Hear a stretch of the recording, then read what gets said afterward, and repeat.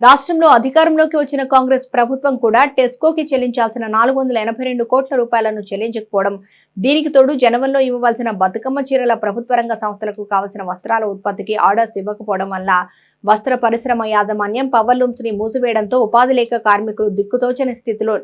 నెట్టబడ్డారని, బాధ్యత కలిగిన ప్రభుత్వాలు తమ బాధ్యతను విస్మరించి నిర్లక్ష్యంగా వ్యవహరించడం అన్యాయమన్నారు. గత ప్రభుత్వంలో పవర్లూమ్ కార్మికుల సంక్షేమం కోసం, అభివృద్ధి కోసం కొనసాగించిన పథకాలను అమలు చేయాలని, సిరిసిల్లలో పవర్లూమ్ కార్మికులు ఇన్ని ఇబ్బందులు పడుతుంటే స్థానిక ఎమ్మెల్యే, పార్లమెంటు సభ్యులు అటు అసెంబ్లీలో ఇటు పార్లమెంటులో లేదా ప్రజాక్షేత్రంలో స్పందించకపోవడం, ప్రభుత్వాన్ని ప్రశ్నించకపోవడం, కార్మికులకు అండగా నిలవకపోవడం సిగ్గుచేటని, పాలకులకు, ప్రతిపక్షాలకు కార్మికుల ఓట్లు, సీట్లు, రాజకీయాలు కావాలి తప్ప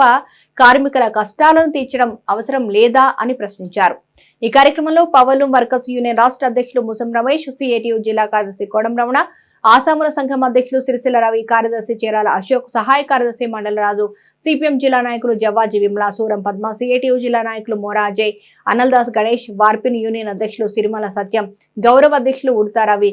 వైపని యూనియన్ అధ్యక్షులు కుమ్మరికుంట కిషన్ తదితరులు పాల్గొన్నారు.